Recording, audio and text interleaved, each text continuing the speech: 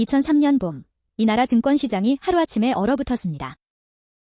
재계 서열 상위권의 거대 그룹, 그 핵심 계열사에서 상상하기 힘든 규모의 회계 조작이 드러났기 때문입니다. 숫자로 표현된 조작 규모는 무려 1조 5천억 원. 멀쩡해 보이던 회사의 장부가 사실은 거대한 거짓말로 채워져 있었다는 사실이 밝혀진 순간이었습니다. 이 사건은 단순한 한 기업의 비리를 넘어 이 나라 자본시장의 투명성과 재벌 지배구조 전체에 대한 근본적인 질문을 던졌습니다. 그 중심에 SK글로벌이라는 이름이 있었습니다. SK그룹은 정유와 통신을 양대축으로 삼아 성장한 대기업이었습니다. 그중 SK글로벌은 옛 상사 부문에서 출발해 무역과 유통, 에너지 판매 등을 담당하던 종합상사 성격의 계열사였습니다. 상사라는 업종의 특성상 막대한 규모의 거래가 오갔고 그만큼 자금의 흐름이 복잡했습니다. 겉으로 SK글로벌은 그룹의 한 축을 담당하는 탄탄한 회사처럼 보였지만 그 화려한 매출과 이익의 상당 부분이 실제가 아니라 만들어진 숫자였다는 사실은 오랫동안 감춰져 있었습니다. 2003년 3월, 검찰이 이 회사를 압수수색하고 수사에 나서면서 진실이 수면 위로 떠올랐습니다. 수사 결과 드러난 조작의 방식은 치밀했습니다. 실제로는 갚지 못한 빚을 장부에서 지워버리고 존재하지 않는 채권을 있는 것처럼 꾸미며 손실을 이익으로 둔갑시켰습니다. 은행에서 받은 대출 잔액을 축소하거나 해외 법인을 이용해 부실을 감추는 방법도 동원된 것으로 알려졌습니다. 이렇게 부풀려지고 감춰진 규모가 1조 5천억 원을 넘어섰습니다. 회사의 실제 재무 상태는 겉으로 발표된 것과는 전혀 다른 심각하게 부실한 모습이었던 것입니다. 투자자들과 채권자들은 그 거짓 장부를 진실이라 믿고 이 회사에 돈을 맡겨왔습니다.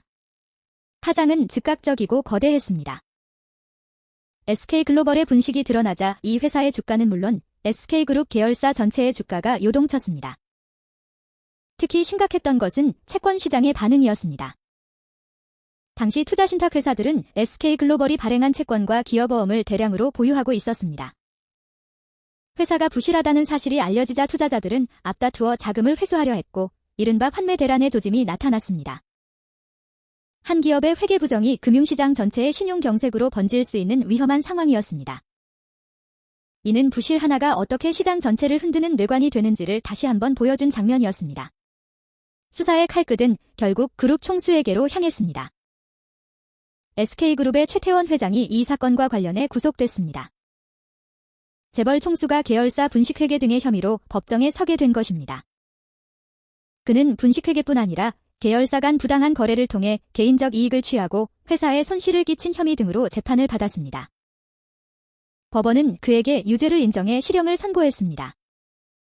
그룹의 최고 책임자와 여러 임원들이 나란히 법의 심판을 받으면서 SK글로벌 사건은 재벌의 불투명한 경영과 총수 중심의 의사결정 구조가 어떤 위험을 낳는지를 상징하는 사례가 됐습니다.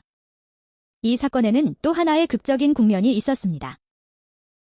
위기에 빠진 SK그룹을 두고 소버린이라는 외국계 투자펀드가 SK 지분을 대거 사들이며 경영권을 위협한 것입니다. 분식회계로 흔들리는 틈을 노려 외국 자본이 지배구조 개선과 경영진 교체를 요구하고 나섰고 이를 둘러싸고 치열한 경영권 공방이 벌어졌습니다.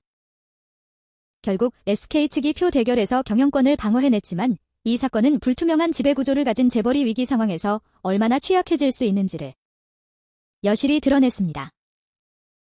회계의 정직함이 단지 도덕의 문제가 아니라 기업의 생존과 직결된 문제임을 보여준 것입니다. 부실 덩어리가 된 SK글로벌은 채권단과의 협의를 거쳐 강도 높은 구조조정에 들어갔습니다.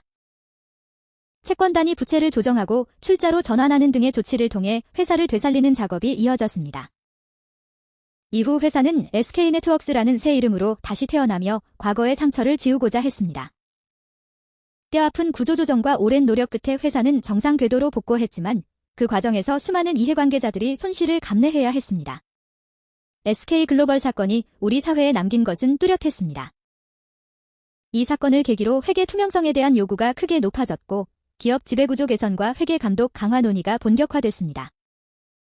분식회계가 얼마나 큰 사회적 비용을 초래하는지, 총수 한 사람의 판단에 좌우되는 폐쇄적 경영이 얼마나 위험한지를 이 사건은 값비싼 대가와 함께 일깨웠습니다.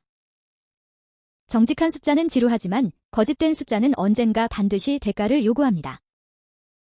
1조 5천억 원이라는 거대한 거짓말이 무너지던 그 봄, 이 나라 자본시장은 투명성이라는 단어의 무게를 뼈저리게 배워야 했습니다.